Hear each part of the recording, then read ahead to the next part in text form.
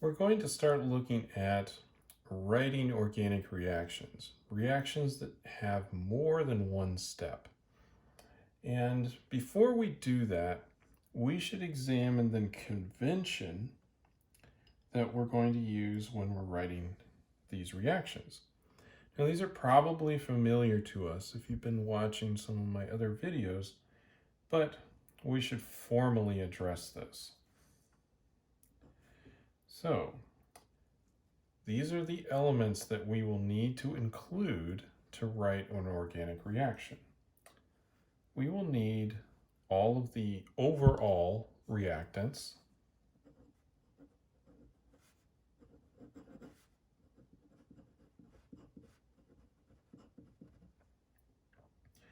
we will need the reagents that are added,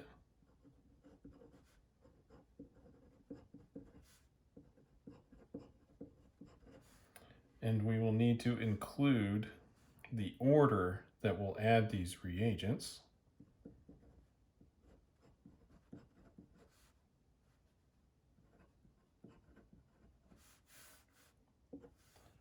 We will need the reaction conditions.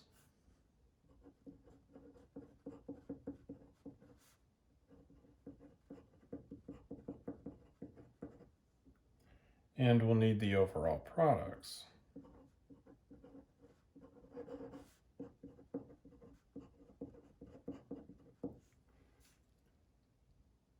Now, let's look at an example that we could use. Let's see here. We'll pick an SN1 reaction.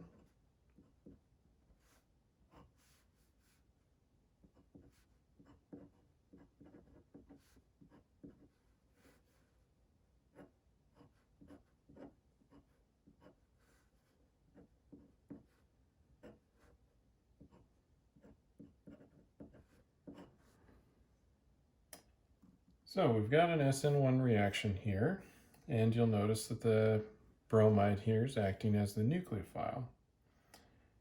Now, you'll notice that over here, there's some things missing. This is not a balanced chemical reaction. That happens quite often when we're writing organic reactions. And that can be okay, especially when we don't want to crowd up this side and we really only care about the organic products in a lot of cases. So yes, we've made OTS negative, right? The tosylate, the leaving group is somewhere over here. And we have some potassium over here as well. Now, we usually don't care about the inorganic products. And that's funny for coming from somebody who has studied quite a bit of inorganic chemistry.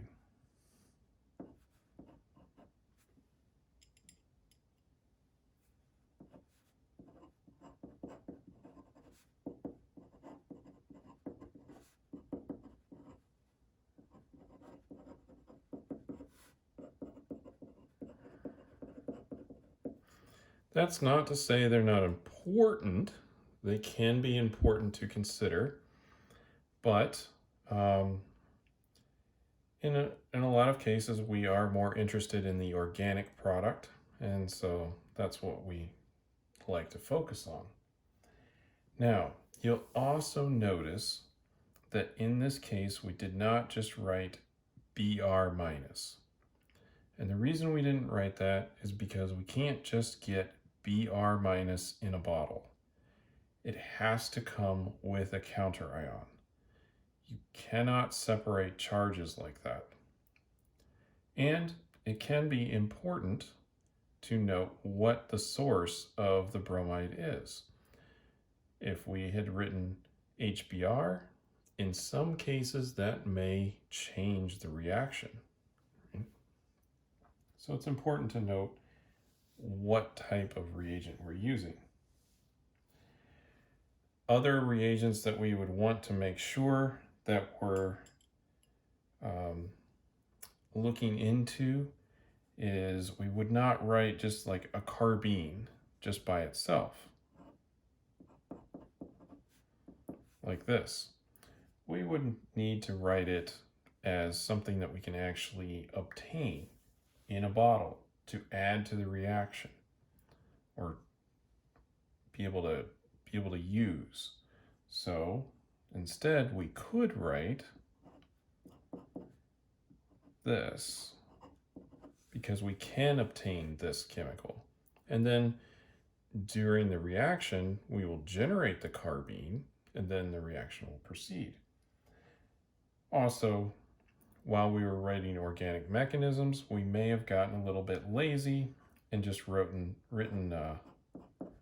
CH3 negative or a carbon nucleophile, when in reality, we should, when we're writing the reaction, make sure that we include the counter ion in there. And in this case, I've chosen to use the organolithium reagent, but it could have been the Grignard. And in some cases, the reactivity will change based on that. So just keep that in mind. We do need the entire reactant. Now, generally speaking, we will write reagents above the reaction arrows, and we'll write conditions below the reaction arrow. So let's look at an example here.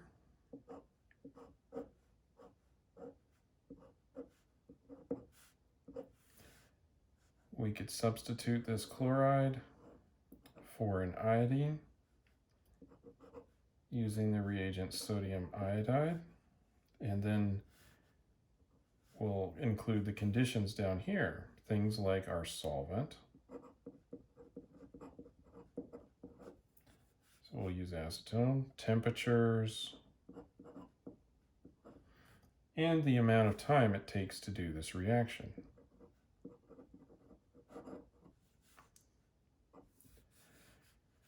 And then we'll need to include our product over here. And I've, of course, not left myself much room.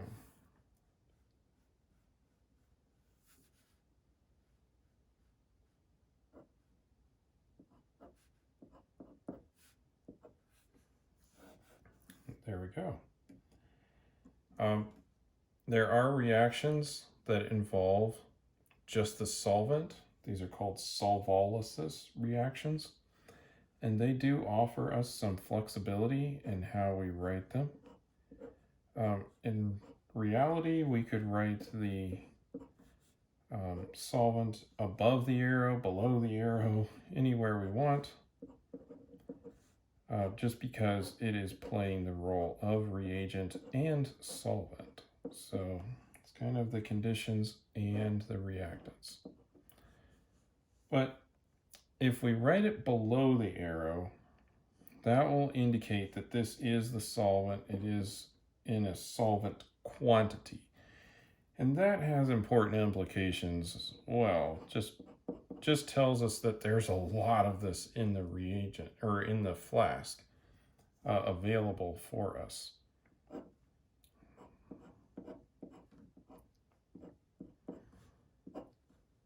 So I would encourage writing it below the arrow in cases like this.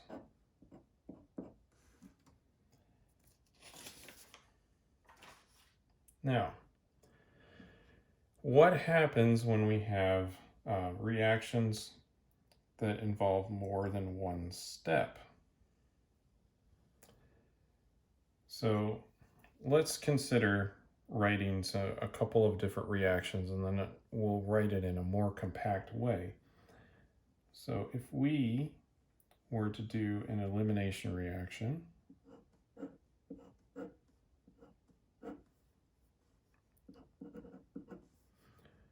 just like this, and let's make sure that this elimination reaction is going to go quickly. So we're going to use a pretty good base.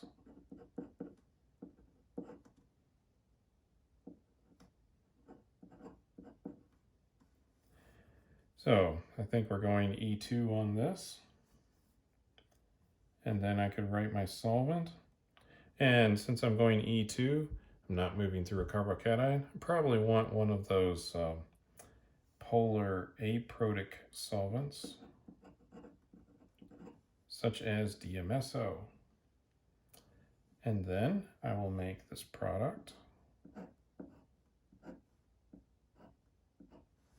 the elimination. And then I could go ahead and react this again. Let's say we're going to add some bromine to this. And we'll add it in the presence of water, so we'll make the halohydrin.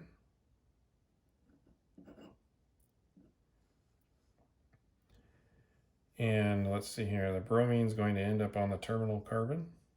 So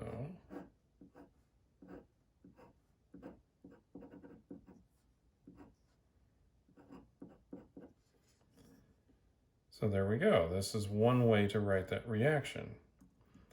And of course, we've got other things that exist in this, right? We've taken, added this base to the reaction, and then we may have cleaned it up, removed the solvent, obtained this product, and then proceed on to the next reaction.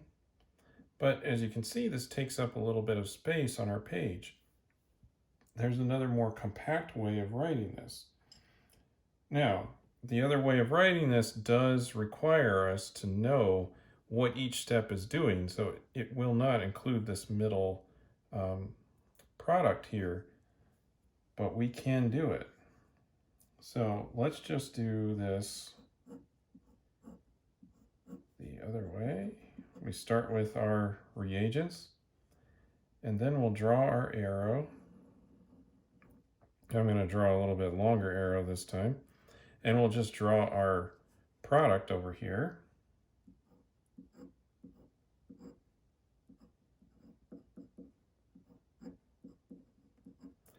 And since this happened in 2 steps, we'll have to say step number 1. We're going to add our base.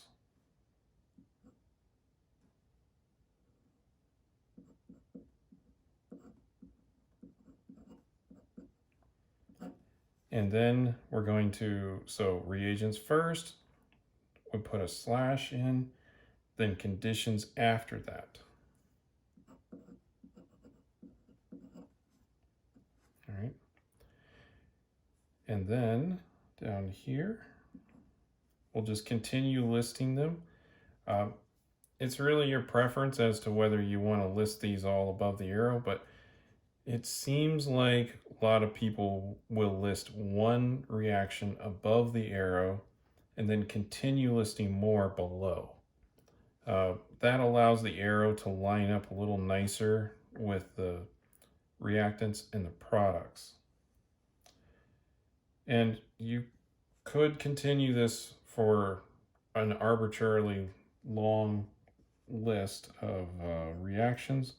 But you don't want to get too carried away, because then you'll lose people in what's actually happening. And so you probably want to break that up a little bit. Maybe do 3 steps in one, perhaps 4 at the most. But this is one way to do that. And these are indeed quite separate reactions. We've already seen some of this when we're doing, say, the oxymercuration reduction. So the first step was to add the mercury, and the second step is to reduce the mercury to remove it from there. But in this case, we're just showing how we can really go to a product that is considered, well, this is a complete reaction right here. This might be a product that we'd want, but then we continue on. You can combine those 2 steps when you write the reaction and make it a little bit more compact. You do lose the identity of what you made in the middle here.